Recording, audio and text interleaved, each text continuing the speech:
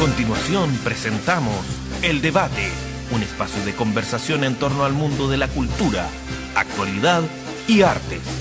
Descubre a los personajes anónimos y relevantes a través del diálogo con su conductor, Roberto del Campo Valdés. Bienvenidos y gracias por acompañarnos en otra edición del programa El Debate. Podemos llegar a todos sus hogares gracias a nuestra señal www.programaeldebate.cl. Como siempre, me permito saludar a Radio Online de la ilustre Municipalidad de Mafil y a todo su equipo. Usted puede escucharnos en www.munimafil.cl cada martes a las 17 y a las 22 horas. Un gran saludo para todos los habitantes de esta bella comuna ubicada en la provincia de Valdivia, en el corazón de la región de Los Ríos. Al comenzar esta edición quiero decir que este ha sido un año de históricos acontecimientos para la cúpula de la Iglesia Católica Mundial. Iniciamos el año con la pública renuncia del Papa Benedicto XVI, el primer pontífice en dejar voluntariamente su cargo en 600 años, tras celebrarse el cónclave que elegiría a su sucesor. Esto da como resultado la elección del primer papa latinoamericano de la historia, el cardenal argentino Jorge Mario Bergoglio, conocido hoy como el Papa Francisco. Para hablar de estos históricos acontecimientos nos acompaña el sacerdote jesuita, economista, psicólogo, actual director de la revista Mensaje y a quien escuchamos por las mañanas en el programa El Primer Café de Radio Cooperativa, el padre Antonio Delfau. Bienvenido y gracias por estar aquí hoy, padre. Muchas gracias, encantado de estar acá. Padre, lo primero que deseo preguntarle, ¿cómo se encuentra? ¿Cómo está? Muy bien, estoy contento, estoy dirigiendo la revista Mensaje, que es una revista que fundó San Alberto Hurtado, el primer santo hombre chileno. Tenemos también a Santa Teresa de los Andes, una revista que tiene 62 años de vida y que busca entregar el mensaje cristiano al mundo de hoy, hablar de todos los temas. Estoy muy entretenido con eso y con otras tareas que también me pide la Compañía de Jesús. Pero estoy bien. Este programa ha tenido el privilegio de cubrir el lanzamiento de las recopilaciones de revista Mensaje, que tal como usted lo señalaba, cumplió ya 62 años. 62 años de publicación ininterrumpida. Ininterrumpida, sí, exactamente. Durante el golpe militar lo que hubo fue censura. Al comienzo aparecieron algunas páginas en blanco, luego el mismo gobierno se dio cuenta que eso era poco amable y no le hacía buena propaganda. Entonces lo que hicieron tenían una cierta censura previa, digamos, había que llevar la revista, es lo que me han contado mis antecesores.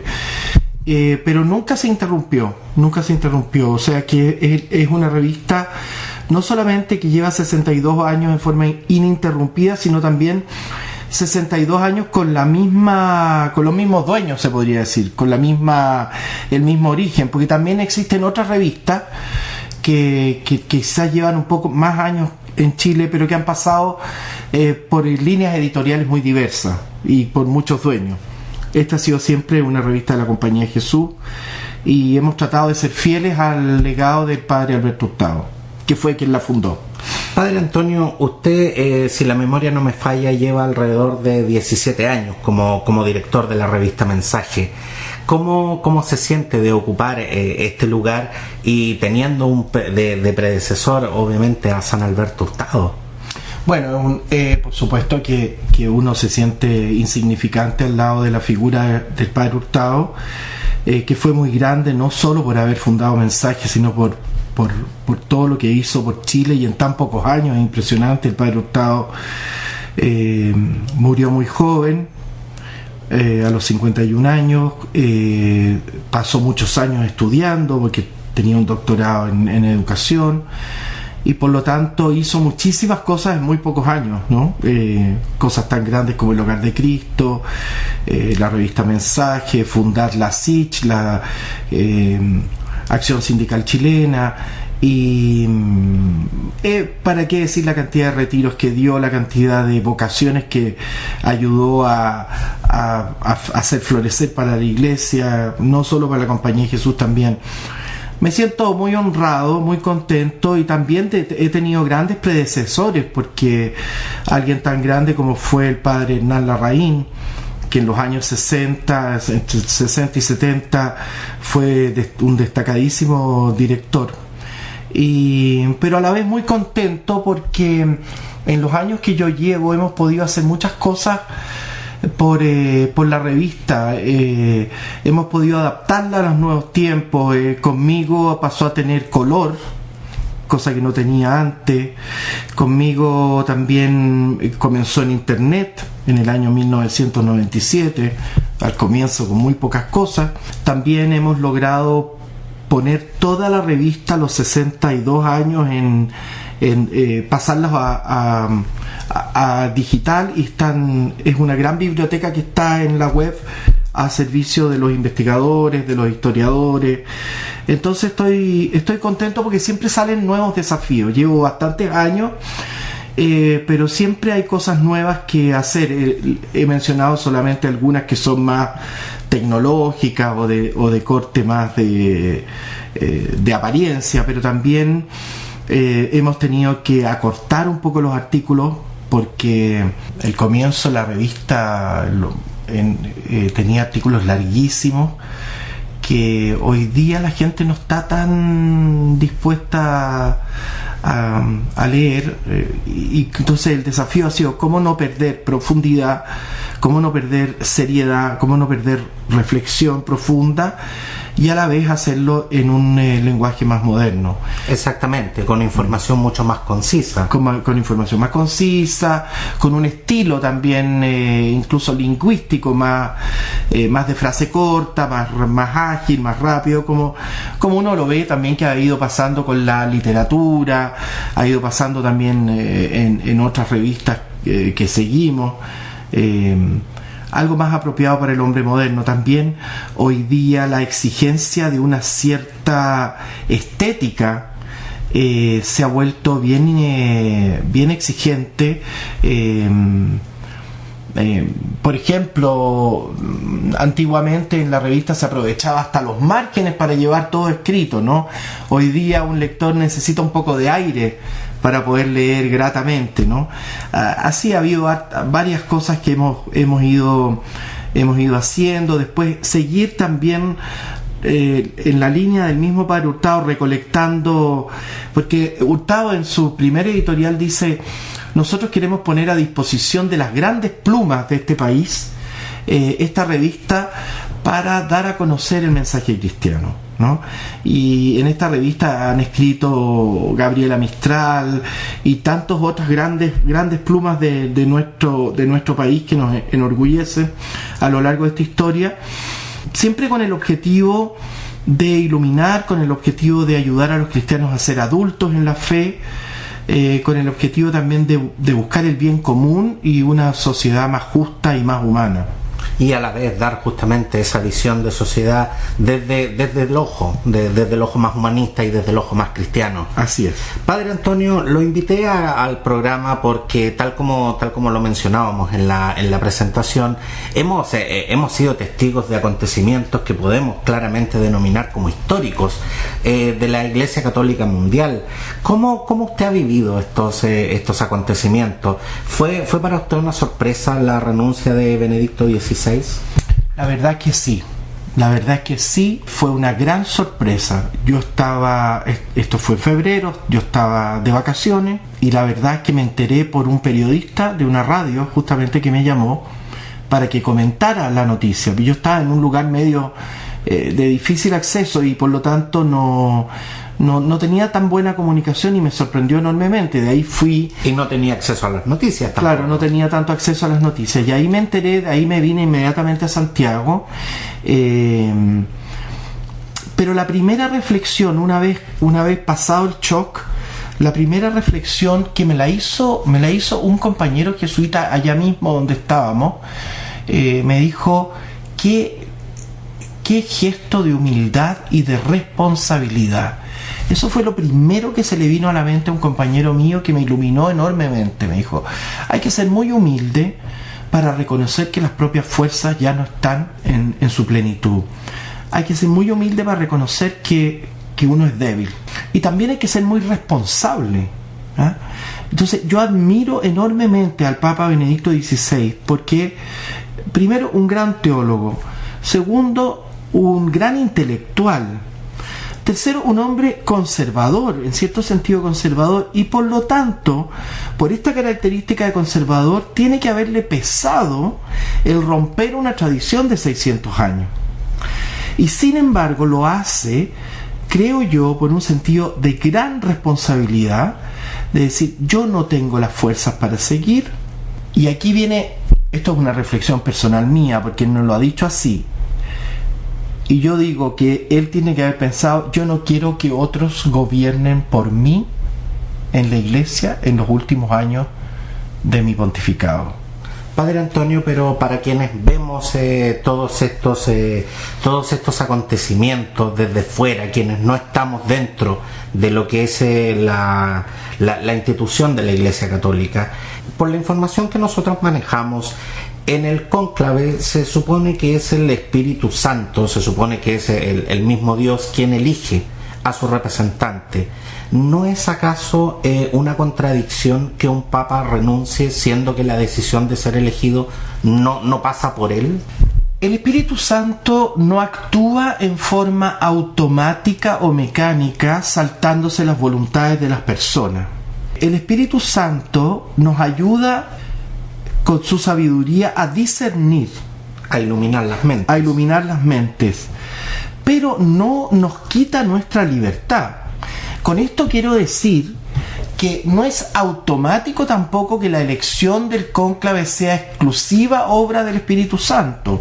Va a depender de la acogida que a esas insinuaciones amorosas de este Dios que quiere iluminarnos y ayudarnos a través de su Espíritu, si nosotros las acogemos y las hacemos propias.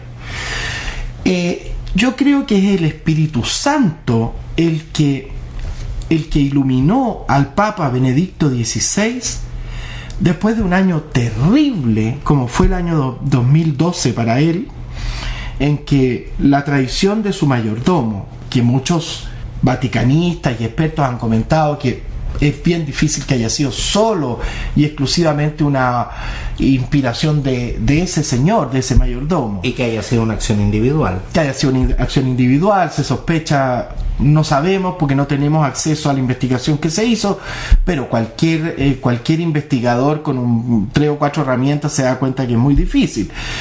Todo lo que sucedió en el Banco Vaticano con la destitución del señor Gotti-Tedeschi, en fin, todo lo que pasó en el año 2012, que hacemos la salvedad, era su amigo, que era amigo personal del Papa Benedicto XVI, a quien él le pidió personalmente que se hiciera cargo del Banco Vaticano.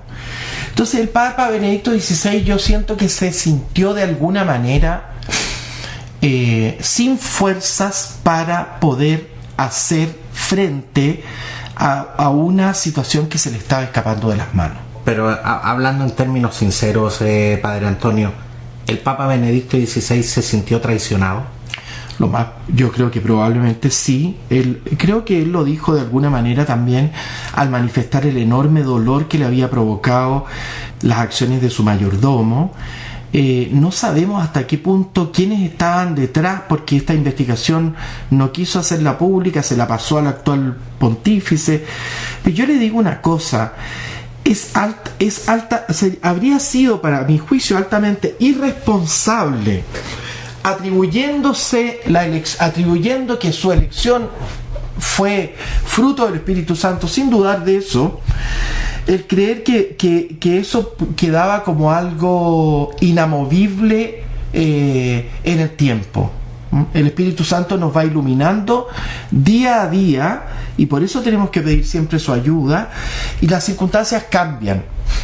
El mundo cambia, las situaciones no son estáticas, a veces nos encontramos con vientos, podríamos decir, favorables y otros desfavorables. Frente a cada uno de ellos hay que discernir.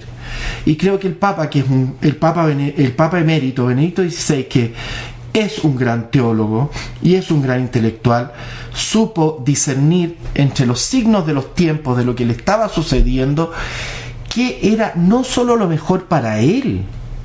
Quizás lo mejor para él habría sido seguir siendo plenamente papa, en particular, no sé. Yo creo que él no tuvo la motivación principal, yo estoy convencido de eso, fue el bien de la Iglesia. Y la prueba está que el tiempo le ha dado la razón. Y mire, ha sido poco tiempo, pero resulta que el Papa renunció el 28 de febrero ya finalmente, y la verdad es que se lo ve bastante deteriorado. Lo vimos muy delgado llegando al convento donde va a vivir ahora en el Vaticano de regreso de Castel Gandolfo. El portavoz del Vaticano, el padre Lombardi, ha tenido que salir a desmentir que tuviera alguna enfermedad. Dice que no tiene ninguna enfermedad, pero que efectivamente está delgado y está anciano, y que tiene las limitaciones propias de una edad avanzada. Pero sin duda, padre, que también quienes vemos este proceso desde fuera, de que tanto estos escándalos que acabamos de mencionar, más las denuncias sobre los abusos sexuales, que ya es un tema a nivel mundial, y que marcaron su pontificado sin lugar a dudas, eso también tiene que haberle hecho mucho. Y sin duda que esto ha mermado su salud. Claro, porque hay una frase muy potente que dijo el Papa en su momento, el Papa Benedicto XVI. Nosotros pensábamos que los enemigos estaban fuera de la Iglesia, y fue terrible darme cuenta que los enemigos estaban dentro de la Iglesia. Así es. Es una frase fuertísima que yo mismo la he tomado y la he usado muchas veces, sobre todo para contrarrestar algunas explicaciones simplonas respecto a la complejidad de las situaciones que vive la Iglesia. Porque algunos, frente a toda la situación trágica de los abusos sexuales en Estados Unidos, Irlanda y en tantos países, y en Chile por supuesto también, algunos quisieron interpretar esta situación como una especie de complot externo anticatólico. Los ha habido, y la Iglesia tiene enemigos desde fuera, incluso dentro de la Curia Vaticana hubo quienes sostuvieron y minimizaron los abusos al interior. Entonces fue muy valiente el Papa al decir esto. Creo que también fue una valentía con sorpresa. Yo creo que el Papa Benedicto XVI estaba muy escandalizado con la situación de Irlanda, que fue especialmente dura, donde tuvo que escribir una carta donde había de alguna manera complicidad, o por lo menos vista gorda, de muchos obispos. Yo creo que fue muy devastador para él, muy devastador. Ha sido muy devastador para toda la Iglesia. Pero padre, al escuchar esta tremenda frase con un peso muy grande, dicho justamente por el Sumo Pontífice, podemos deducir, los auditores y yo, podemos deducir que dentro de la Iglesia Católica existen pugnas de poderes. Yo creo que pugnas de poder ha habido siempre en la Iglesia. A mí me molesta mucho cuando se trata de dar una imagen así idílica de que todo está perfecto, de que no hay ningún problema. El Papa mismo, Benedicto XVI, al renunciar habló de dificultades. Creo que también, o sea, que no hay que exagerar en esto, ¿ah? Creo que hay pugnas de poder, creo que hay enemigos al interior. Es una institución humana. Es una institución humana, pero tampoco... Como institución humana, claro, tiene defectos. Absolutamente, pero tampoco es la mafia siciliana. No sé cómo decirle. Exactamente. Sí. O sea, tiene sus claros oscuros, Siempre lo he dicho, padre. En este programa yo tengo un compromiso con la información. Y concuerdo con usted, llevemos las cosas a su contexto lógico. Es una institución humana, y tal como le decía, es una institución humana, y como institución humana tiene defectos. Pero tampoco... Y tiene personas que son ambiciosas, y tiene muchas otras personas que son bien santas. Pero tampoco hay más ni menos nobleza que en otras instituciones humanas. Sí, Sí, quizás puede haber un poco más, digo yo, en el sentido de que mal es una institución que se preocupa de la trascendencia y que trata de encarnar el mensaje de Jesucristo, que es un mensaje que siempre está invitando a salir del propio amor, querer e interés para ponerse al servicio de los demás. La dinámica de esta institución, por lo menos en teoría, debería ser mejor que la de otras, por ejemplo, que de una empresa que está cuyo objetivo es solamente maximizar las utilidades.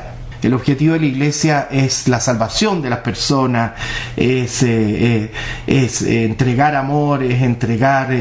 y vemos que la Iglesia hace mucho bien en muchas partes del mundo.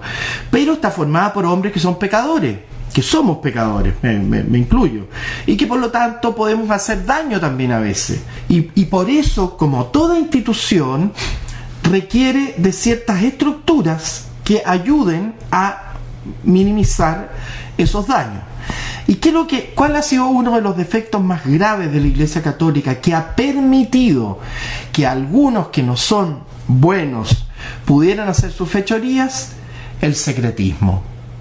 Una cierta verticalidad exagerada, un centralismo un poco exagerado, una burocracia que requiere de transformaciones y de mejora. Pero sobre todo la falta de transparencia. Los depredadores sexuales están en su salsa donde no hay transparencia, en las sociedades más cerradas o más secretas, y por eso que hay gente, por ejemplo, que dice: ¿por qué ahora hay más abusos sexuales que antes? Digo, estoy hablando en términos de la sociedad en general. Yo creo que hoy se conoce mucho más. Han aumentado las denuncias. Han aumentado muchísimo las denuncias al interior de las propias familias, al interior de instituciones educativas de y obviamente tipo. Con el impacto mediático que tiene la sociedad actual, estas cosas hoy son más públicas. Son más públicas y eso permite también una mejor prevención. Pero uno de los temas trascendentales en los últimos, yo me atrevería a decir en los últimos 3 pontificados, ha sido reformar la curia de la Iglesia y sobre todo modificar la cultura de la Iglesia. ¿Podríamos decir que hay que modificar esa cultura de encubrimiento que tiene la Iglesia? Yo creo que paradojalmente, frente a estos casos, paradojalmente la irrupción del tema de los abusos sexuales ha obligado a la Iglesia a ser mucho más transparente. Y en ese sentido creo que este daño tan terrible a muchas personas va a ayudar a la Iglesia a ser mucho mejor. O sea, hoy día, por ejemplo, cosas que eran tolerables o que se dejaban pasar por no perjudicar la imagen o cosas así, ya no son posibles. Y eso creo yo que es un bien. Ya no son posibles objetivo. Y ya no son permisibles. No son posibles, no son permisibles, pero no son posibles ni siquiera en el sentido, o sea, moralmente no son permisibles de ninguna manera. Pero antes eran más posibles, podía encubrirse, había, creo que ha contribuido también justamente esto. Estamos ahora estamos, ¿no es cierto?, en una entrevista que está en internet, que puede salir a muchas partes. Las nuevas tecnologías han permitido que todo se sepa. Exactamente, que la gente tenga mayor acceso a la información. Que tenga mayor acceso a la información, que las cosas se conozcan, que las denuncias puedan llegar, no sean tapadas, encubiertas o amenazadas, por etcétera. Esta burocracia que usted mencionaba. Claro. Entonces yo creo que esto ya es así y esto llegó para quedarse. Ya es un camino sin retorno. Ya es un camino absolutamente sin retorno. Padre Antonio, pero justamente en este contexto, tras el cónclave para elegir al sucesor de Benedicto XVI, emerge la figura, el cardenal argentino Jorge Mario Bergoglio, hoy conocido como el Papa Francisco. Se lo pregunto directamente, ¿para usted fue una sorpresa? También. Así como le dije que para mí fue una sorpresa. Porque para mí lo fue. Así como le dije yo que para mí fue una sorpresa que el Papa Benedicto XVI renunciara, fue una enorme sorpresa que el cónclave eligiera al Papa Francisco. La verdad que para mí fue muy sorpresivo. En primer lugar, porque yo pensé que el Papa emérito Benedicto XVI había dado una indicación clara de que su sucesor tenía que ser bastante más joven. Al decir, yo no tengo fuerzas ni físicas ni espirituales, eso dijo Benedicto XVI, yo dije, Jorge Mario Bergoglio, un destacado arzobispo de Buenos Aires, 20 años obispo, ya estaba renunciado a su diócesis, había tenido que presentar la renuncia porque había pasado los 75 años y tiene 76 en este momento, cumple 77 a final de año. Entonces yo pensé, alguien que había sonado en el cónclave anterior como uno de los posibles candidatos, al cual le había ganado el cardenal Ratzinger, yo pensé que ya era tarde para él. Ya se le había pasado su tiempo, claro, como se dice. Lo pensé, claro, sobre todo por esta indicación del Papa de decir, ahora, viéndolo a posteriori, uno lo ve al Papa Francisco lleno de energía. O sea, tiene 76 años, pero uno lo ve pletórico parece 50. Pletórico de salud, y eso que tiene un solo pulmón. Imagínate si tuviera dos. Padre Antonio, pero justamente yo le digo, para mí también fue una sorpresa, porque yo la verdad nunca pensé estar vivo, y se lo digo sinceramente, nunca pensé estar vivo para ver, para ser testigo del hecho histórico de que se rompiera con el monopolio de los papas europeos, por decirlo de alguna manera, y surge el primer papa latinoamericano de la historia, argentino prácticamente, de aquí casi podríamos decir de la casa, sí. Y además jesuita. En la historia, Padre Antonio, ¿existe algún otro papa que haya pertenecido a esta congregación, no, a su congregación? No, por supuesto que no. Y yo nunca me imaginé que en vida, ni en mi vida ni en mi muerte, iba a haber un papa jesuita. Hay que pensar una cosa, San Ignacio de Loyola no quería que los jesuitas fuéramos obispos, ni arzobispos, ni cardenales, ni nada. ¿Y por qué? Por una razón muy sencilla. Siempre Ignacio de Loyola, nuestro fundador, concibió a los jesuitas como una caballería ligera, podríamos decirla, gente muy disponible, muy movible, muy capacitada para estar al servicio de la Iglesia y al servicio del Romano Pontífice. Pero no al mando de la Iglesia. No al mando de la Iglesia, jamás. No, yo creo que Ignacio Loyola esto no lo soñó. O sea, yo creo que se tiene que haber dado vuelta en su tumba sorprendido con esta situación. Es algo absolutamente nuevo, absolutamente inédito. Además, por otra razón, por probabilidades. Al nosotros tener este predicamento propio de nuestra orden, son muy pocos los cardenales jesuitas en la historia. Muy pocos, porque son una excepción. El cardenal Bergoglio es una excepción.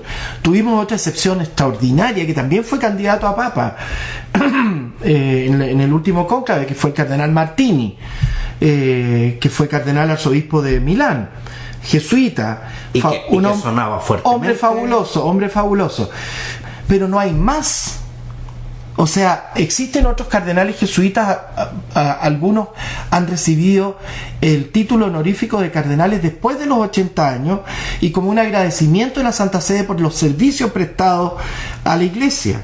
Hablando las cosas como son, casi un saludo a la bandera. Un saludo bonito en el sentido porque es como un reconocimiento. Exactamente. Pero no para ser elector, ni para hacer trabajo de... Entonces, son muy pocos los cardenales jesuitas. La gran mayoría de los cardenales son diocesanos, y de algunas órdenes religiosas los hay, ¿no? Franciscanos, dominicos, en fin, de otras órdenes que nunca tuvieron esta limitación que tenemos nosotros. Entonces, es doblemente sorpresivo, porque podríamos decir que también en términos de proporcionalidad era muy difícil que fuera un papa jesuita. Ahora, lo que yo he dicho en otras partes también lo quiero decir ahora. Nosotros no podemos atribuirnos ni acapararnos a este Papa como si fuera nuestro, en el sentido que no sabemos cuáles fueron las razones por las cuales los cardenales lo eligieron. Y no podemos decir, sería arrogante decir que lo eligieron por ser jesuita. A Jorge Mario Bergoglio lo eligieron por ser Jorge Mario Bergoglio, por su trayectoria, evidentemente que parte de lo que lo conforma como persona es ser jesuita, pero no exclusivamente eso. En los últimos 20 años de su vida ha sido obispo, ha estado fuera en ese sentido de la Compañía de Jesús, sigue siendo jesuita de corazón y todo, pero ha estado en otras dinámicas, en otros servicios de la iglesia. Y entonces, ¿cuánto primó el que fuera jesuita y cuánto primó la figura, la personalidad, las condiciones particulares de Jorge Mario Bergoglio? No lo sabemos. Entonces hay que ser muy humildes. Y nosotros hemos tratado de serlo extraordinariamente humildes. Uno se alegra, así es lo mismo que decir que es argentino. ¿Cuánto pesó que fuera argentino? Bueno, es probable que haya pesado algo el hecho que fuera latinoamericano, pero que fuera argentino y no colombiano, chileno. O sea, uno podría decir... Si a mí me hubiesen dicho que iban a elegir un papa latinoamericano, yo hubiese pensado incluso que era mucho más probable que saliera electo algún cardenal mexicano. Claro, que son muchos más, que son millones. Muchos más, y que tienen mucho más peso específico, claro. Digamos, son 100 o brasileño también. Exactamente, en el escenario católico latinoamericano. Sí, sí. Pero hay algo que no puedo dejar de preguntarle, padre. Siempre se habló de esta, no sé cómo llamarla, profecía, mito urbano, del famoso Papa Negro. Y que yo me puse a investigar sobre este mito todo, y que no era precisamente lo que podríamos deducir de que fuese un papa de raza negra, sino que era un papa de sotana negra. Y los papas digamos, un papa de sotana negra apuntaba directamente a un papa jesuita. ¿Por qué existía este temor? ¿Por qué en definitiva tenían como tan mala fama en ese contexto los jesuitas? Bueno, yo creo que estas profecías, si no me equivoco, son anteriores a la existencia de la Compañía de Jesús. Yo no sé de cuánto, no tendríamos que corroborarlo eso, pero estas profecías de San Malaquías o de no me acuerdo quiénes son, la Compañía de Jesús es del siglo XV, claro, del siglo XVI. Y el origen de esta profecía se pierde en el tiempo. Sí, es anterior. Ahora, es verdad que al general de la Compañía de Jesús se le llamaba el Papa Negro. ¿Por qué se le llamaba el Papa Negro? Porque la Compañía de Jesús era una orden religiosa muy poderosa, muy grande y muy poderosa, porque usaba sotana negra y porque tenía una particularidad que era similar a la del Papa y que no tenían otros generales de órdenes religiosas, y es que el general de la Compañía de Jesús también era elegido ad vitam o vitaliciamente, es decir, hasta que se muriera. Entonces eso hacía que la gente pensara en el general de los jesuitas, lo llamara el Papa Negro, primero por el poder, porque la Compañía de Jesús hasta antes de su supresión en el siglo XVIII llegó a ser poderosísima, muy grande y poderosa, y justamente dicen algunos que por eso fue primero expulsada de casi todos los países del mundo y después finalmente suprimida por Clemente XIV. Y solamente 50 años después de suprimida volvimos a existir, renacimos como de la ceniza, pero la Compañía de Jesús estuvo prácticamente desaparecida por más de 50 años. De hecho, el próximo año, en 2014, vamos a celebrar 200 años de la restauración, en 1814. En 1814 se restaura la Compañía de Jesús. Entonces, y ya la Compañía de Jesús restaurada no tiene el mismo poder que tuvo la gran Compañía de Jesús, que hasta el siglo XVIII, donde los jesuitas eran los capellanes de las cortes principales de Europa, donde los misioneros llegaron a todas partes del mundo, en fin. Entonces entiendo que se puede hacer ese alcance, decir, fíjate, entonces esta profecía no estaba hablando del primer Papa Negro, en el sentido de raza, sino que estaba hablando del primer jesuita, Papa Negro le llamaban al general de los jesuitas, que alcanza pero son cosas, son interpretaciones de interpretaciones de interpretaciones. Así que yo las tomo así, no le doy demasiada importancia. Puede ser simpático, puede ser interesante. Es parte de la historia, sí, digamos. Sí, exactamente. Y parte de un montón de otras especulaciones y de conjeturas que tiene la Iglesia. Padre Antonio, pero sin duda que usted señalaba también de que obviamente se van a conmemorar 200 años de esta restauración de la Compañía de Jesús. La elección de este Papa marca un hecho histórico también justamente en la historia de la Compañía de Jesús. Pero sin lugar a dudas, un hecho histórico extraordinario y un hecho histórico que yo creo que no vamos a volver a ver nunca más, por esta lógica que le digo que interna propia nuestra. Obviamente que marca un hecho historiquísimo, porque nosotros, como le digo, nunca lo soñamos ni en el sueño más delirante, y ni el loco más loco de la Compañía de Jesús, ni en las mejores predicciones, ni en las mejores ni en las peores. ¿Ustedes se hubiesen imaginado este escenario? Nunca. Padre Antonio, pero yo lo invité también a este programa porque yo, indagando por ahí y investigando como lo hago para cada edición de este programa, yo logré averiguar de que usted tuvo contacto con Jorge Mario Bergoglio. Usted lo conoció personalmente. Yo lo conocí en Buenos Aires el año 1983, o sea, hace muchos años.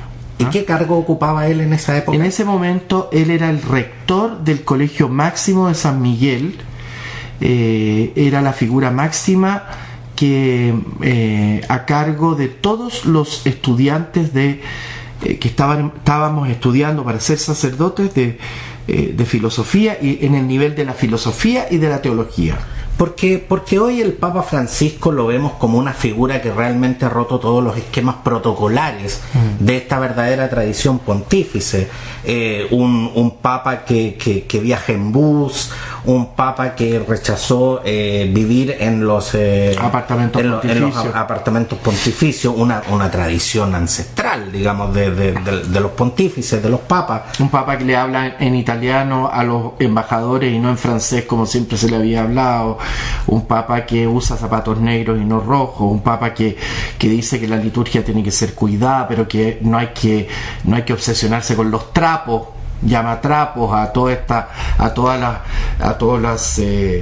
casullas y a todos los ornamentos de la iglesia. Dice que hay que ser más sencillo con eso.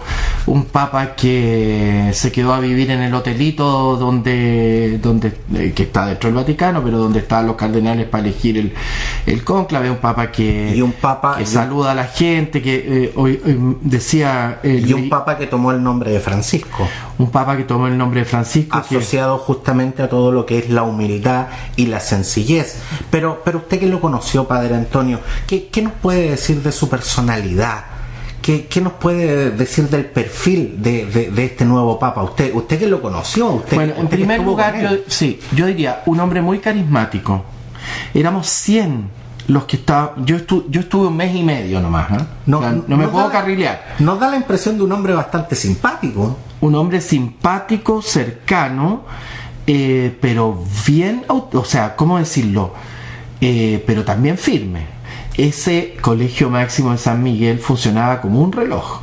Y yo pensaba, y le daba vuelta cuando recién sufrí el shock de saber que lo habían elegido, pensaba y decía: Jorge Mario Bergoglio es posible que sea lo que necesita hoy la Iglesia, porque hay una diferencia entre el Francisco de Asís al que el Papa apela y Jorge Mario Bergoglio. Se parecen en el amor a la pobreza y a la sencillez, se parecen en el amor al ecumenismo, porque Francisco trató de contactarse con los musulmanes, Francisco de Asís me refiero, y este Papa ha tenido diálogos con los judíos, con los musulmanes.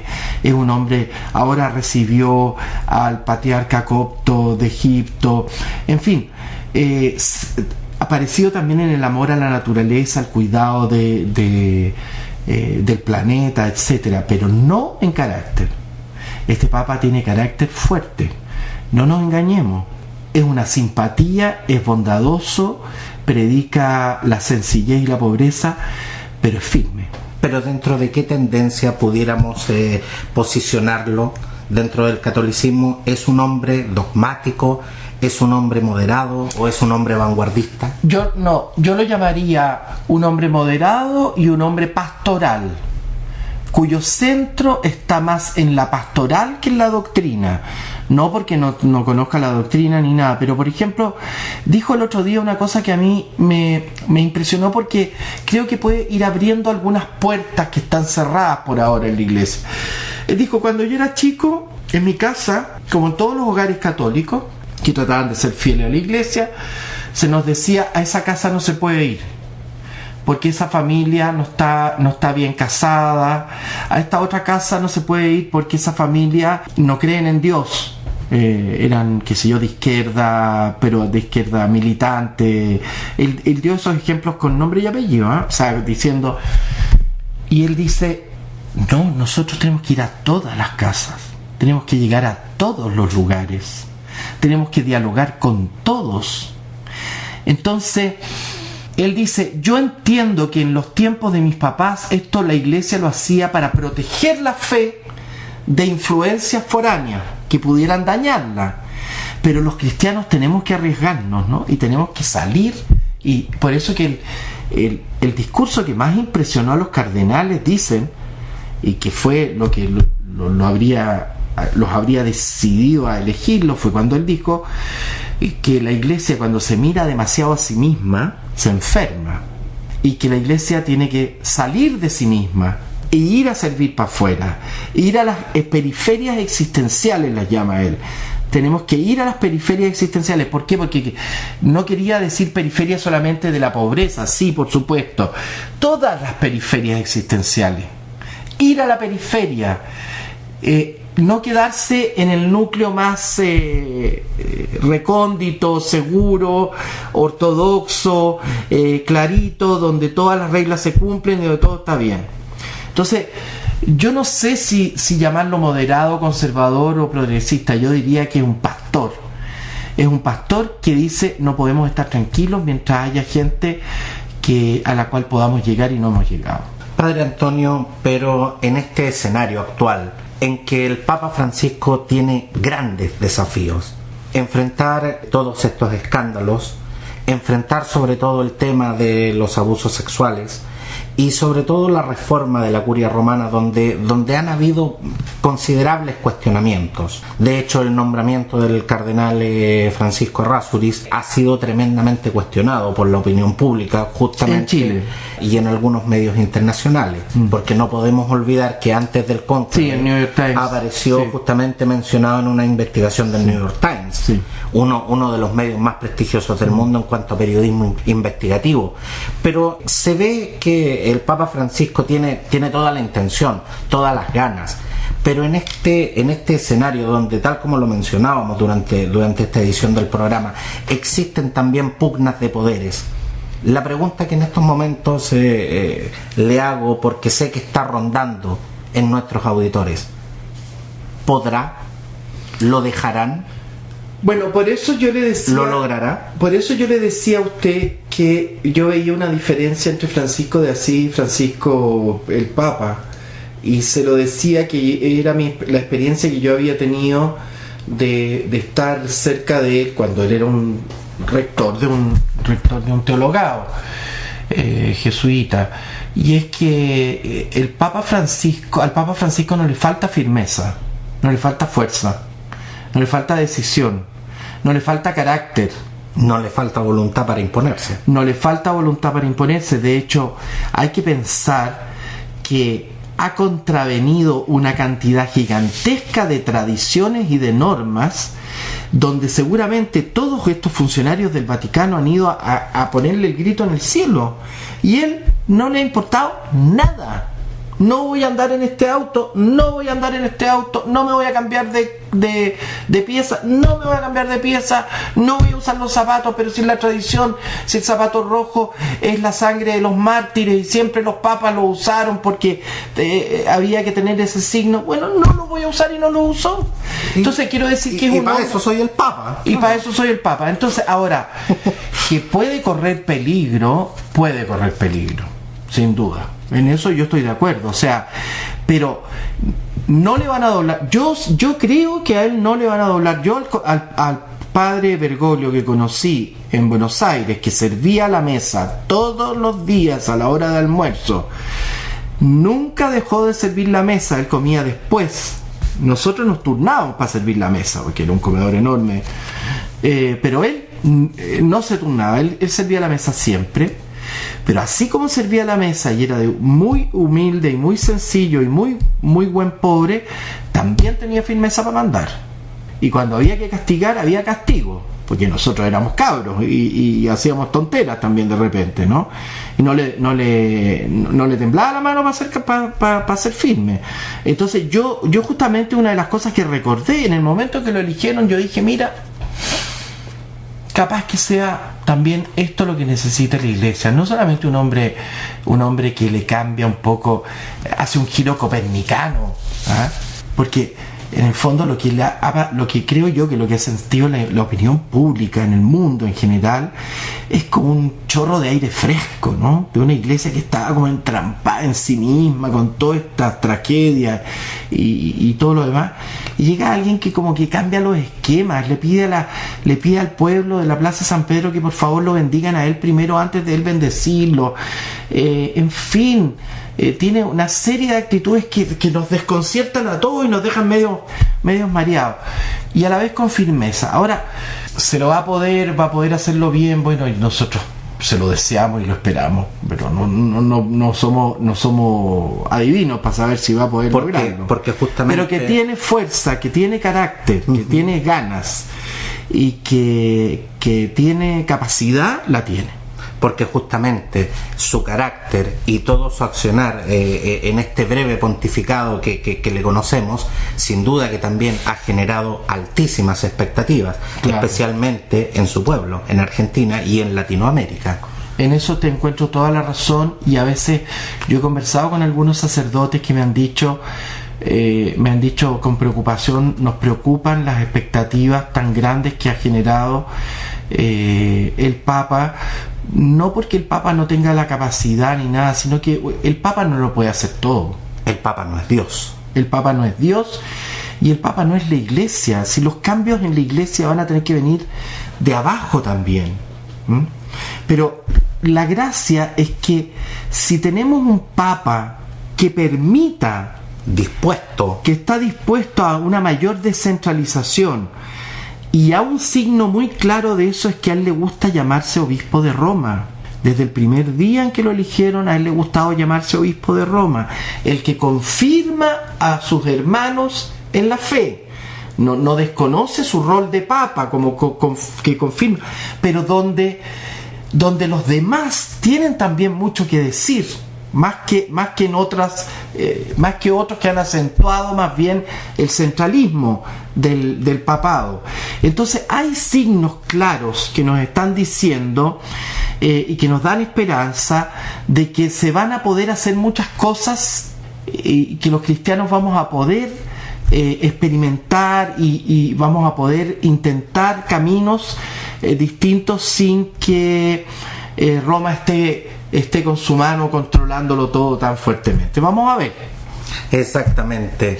Sin duda, la historia del pontificado del Papa Francisco es una historia que nos depara grandes sorpresas y tanto el mundo católico, la ciudadanía en general y nosotros como programa seguiremos atentamente. Muchas gracias, Padre Antonio del Fau, por acompañarnos en esta edición y aportarnos con su visión y obviamente aquí mismo le hago la invitación para que vuelva al programa cuando quiera. Muchas gracias, Padre Antonio. Muchas gracias, Roberto, muchas gracias a todos los que te escuchan y encantado, puedo volver cuando quiera. Muchas gracias. Me despido de todos ustedes invitándolos a que visiten nuestro sitio oficial y nos encontremos aquí la próxima semana. Un abrazo a todos. Gracias por su sintonía y hasta pronto. Ha finalizado un capítulo más de El Debate, programa conducido y producido por Roberto del Campo Valdés. Mantén en contacto con nosotros. Escríbenos a contacto@programaeldebate.cl. Síguenos en Facebook, en nuestra página Programa El Debate. Escucha todos nuestros capítulos en podcaster.cl y visítanos en nuestro sitio oficial www.programaeldebate.cl. Nos encontramos en una próxima edición.